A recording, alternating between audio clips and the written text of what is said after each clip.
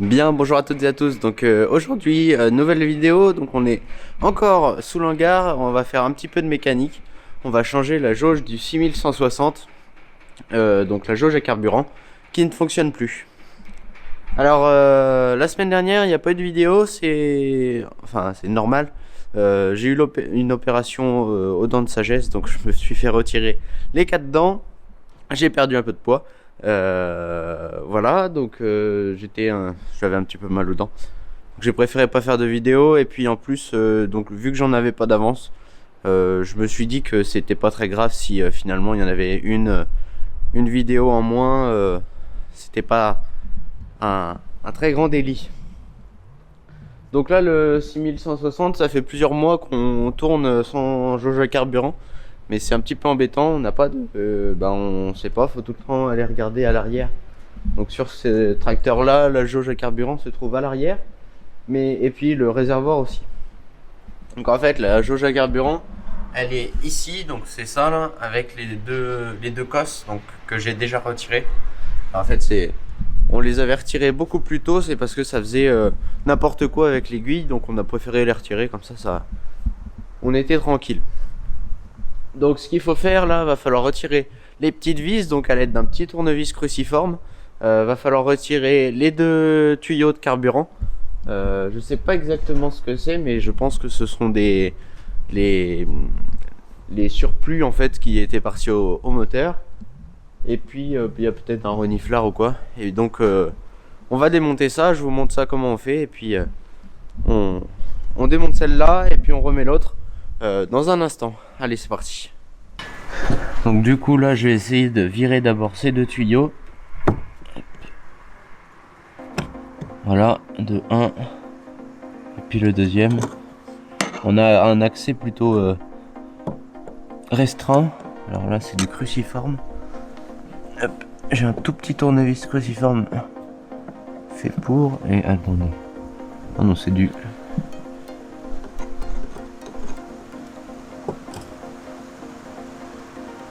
Voilà. C'est...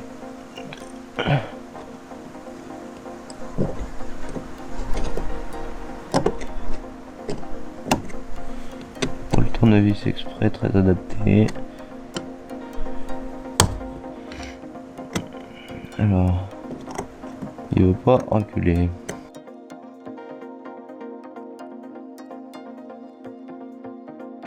Donc du coup, à l'aide d'un tout petit tournevis grand comme ça, qui est tombé derrière, forcément, malheureusement, j'ai réussi à démonter. Alors, vous les voyez peut-être. Là, il y avait donc il y a 6 vis tout autour, et donc j'ai réussi à les démonter avec ce petit tournevis là. Et maintenant, il faut que je réussisse à récupérer le tournevis qui est tombé là-bas. Je sais pas comment je vais faire. Bon, je vais essayer de récupérer mon tournevis qui est tombé là-dedans. En fait, le problème, c'est que il y a pas de place quoi pour passer les mains et tout.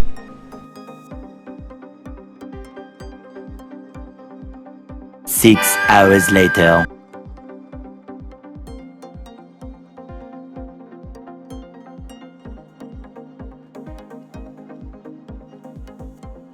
One eternity later.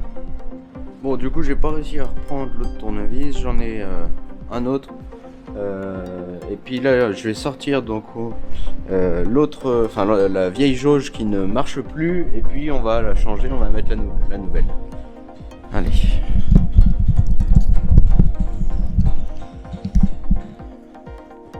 Hop. On monte là-haut.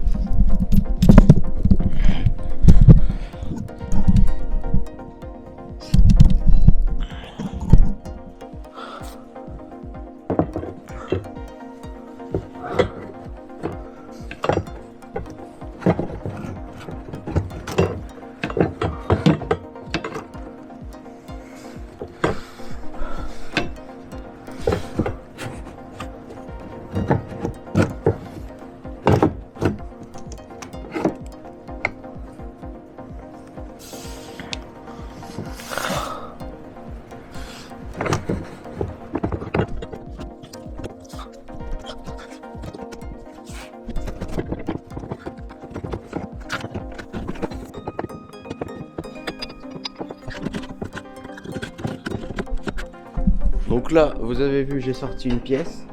C'est cette pièce-là, en fait, qui va chercher donc le carburant tout au fond du réservoir. Elle est posée au fond. Et en fait, on va venir mettre la jauge à carburant ici. Sur les cosses. Et la jauge à carburant vient côte à côte de celle-ci. Alors je sais pas si c'était nécessaire de la sortir en entière, mais voilà. Donc la jauge à carburant, papa l'avait déjà enlevée pour pouvoir retrouver le modèle et puis la commander chez notre concessionnaire. Puis on avait voulu voir d'abord si c'était pas un petit problème que l'on pouvait réparer, puisque la nouvelle jauge donc est arrivée et ça vaut plus de 150 € hors taxe quand même pour une tige en métal avec un flotteur au bout. Voilà, on essaye de raisonner les coûts et puis de réparer au mieux nous-mêmes, mais du coup bah c'est pas tout le temps le cas, des fois ça va pas. Poser là.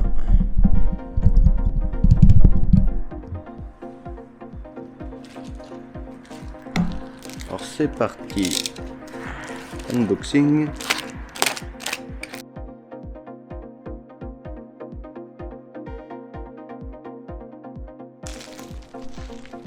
Du coup on a une pièce comme ça complète avec la jauge au bout. Je vais vous la montrer.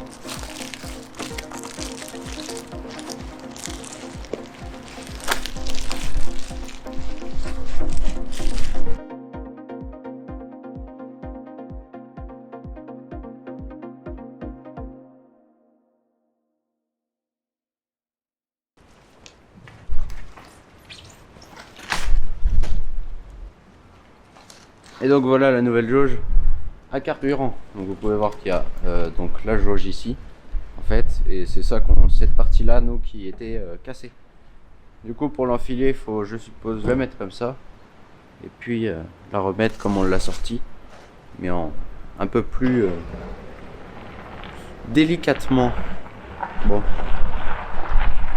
on va faire ça.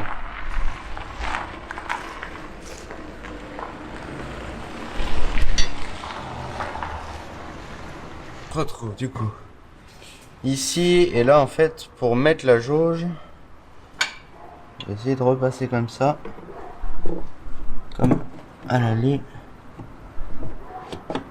et que ça passe, ça serait pas mal.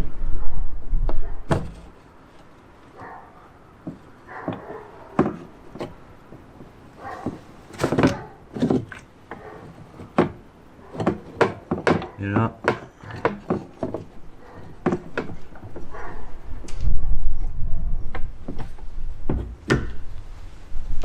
faut y aller délicatement la jauge. ouais, oui. Comment tu veux le faire? Hein? Tu veux le faire? Ouais, je vais le faire.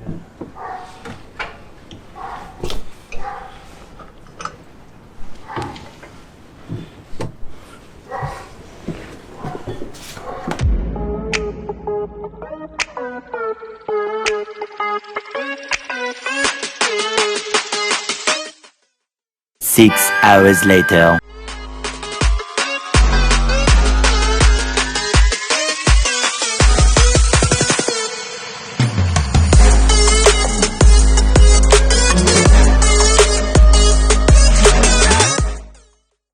"24 hours later."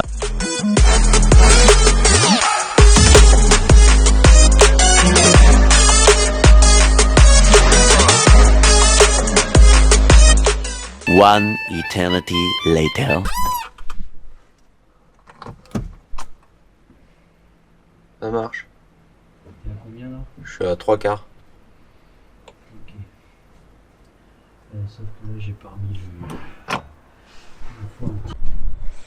Bien, donc ça y est, la jauge est finie de remonter. Donc c'est papa qui a fini le travail parce que il avait les mains un peu plus sales que moi et puis il avait fait le démontage, donc il savait comment remonter tout ça. Enfin bon, lui il a perdu son camarade qui est toujours coincé là-dedans. Je sais pas exactement trop où. Il est coincé, on n'arrive pas à le rattraper. Enfin bon. On va y essayer encore et encore, et puis peut-être qu'un jour on y arrivera. À l'occasion de peut-être démonter autre chose quelque part, on retrouvera le petit tournevis. Donc voilà, la jauge refonctionne. Donc c'est une opération qui prend peu de temps normalement si on fait pas tomber un tournevis à l'arrière. Donc si vous le faites sur le même tracteur, faites attention à ça. Il y a un petit trou en fait juste derrière le réservoir et on peut faire tomber des trucs dedans. Donc voilà, c'est juste une petite remarque.